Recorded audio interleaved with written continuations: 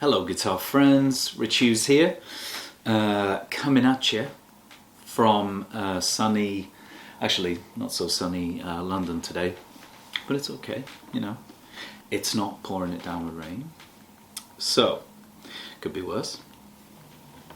Today's lick, Instagram lick number 5, it's kind of a jazzy blues or blues jazz. Some of you may know that reference. Lick. Yeah, so here it is.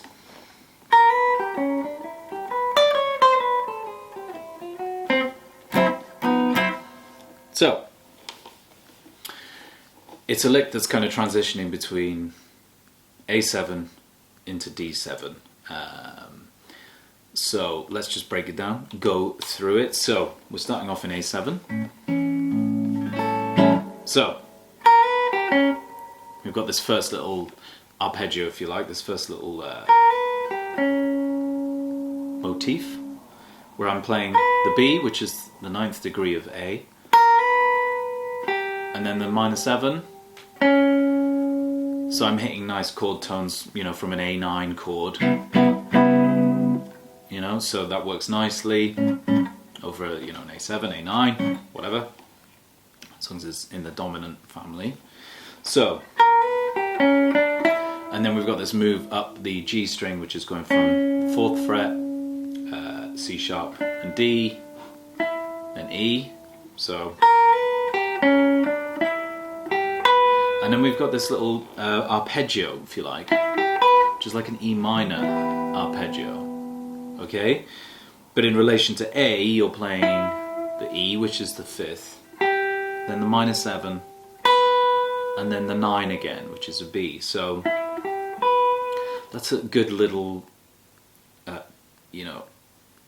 tip to have in your trick bag, is that E minor triads are going to work over an A7, you know.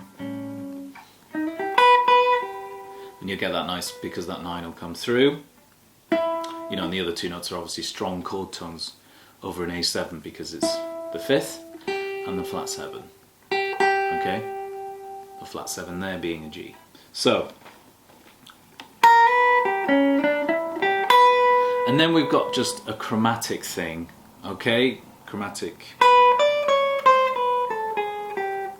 Basically, I'm doing a chromatic idea that's taking me all the way down to resolve to this F sharp, which is the major 3rd of D for the D7 chord, or D9. I'm playing a D9 chord there.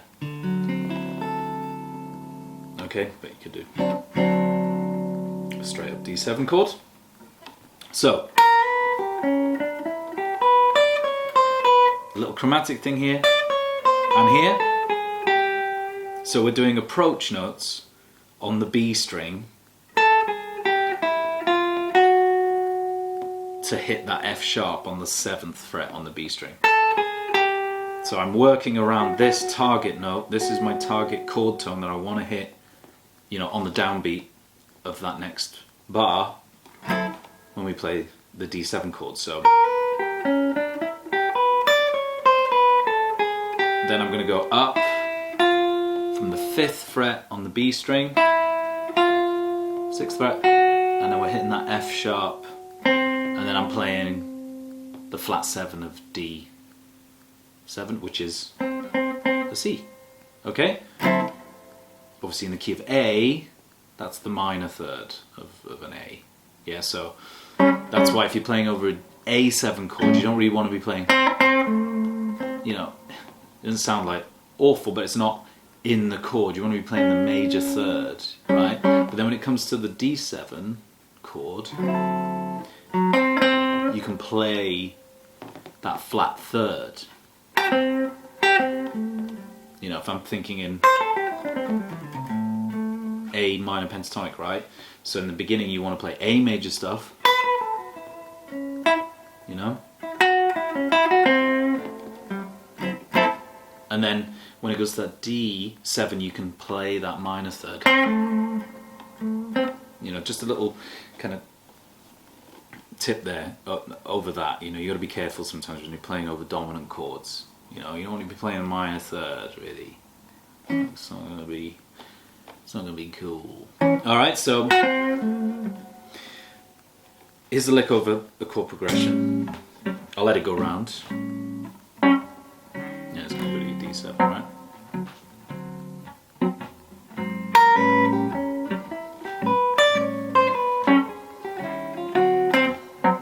See how you can hear that note? Nice and strong.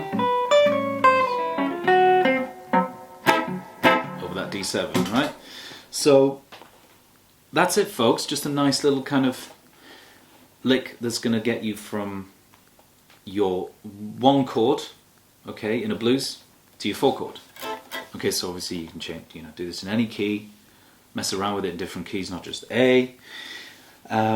Yeah, thinking about those approach notes and chord tones. Chord tones are, you know, really important, especially in jazz. You know, this technique of approach notes is used a lot. Doesn't matter who you're listening to. You know, there's Charlie Parker, Herbie Hancock, John Coltrane. You know, Wes Montgomery, Joe Pass. You know, etc., etc. The list goes on and on. These guys employ this technique.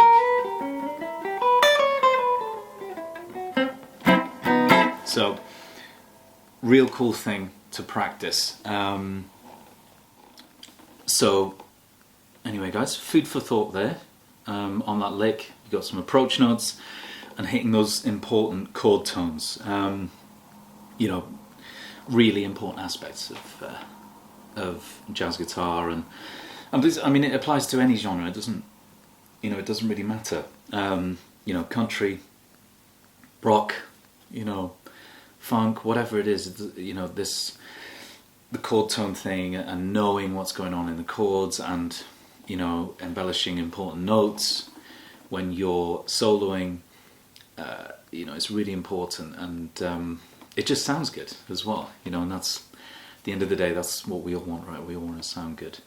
Anyway, thanks for watching, guys. Thanks for your continued support as well. I really appreciate it. I can't do this stuff without you guys helping me out. So a big thank you, and I'll see you in the next video installment.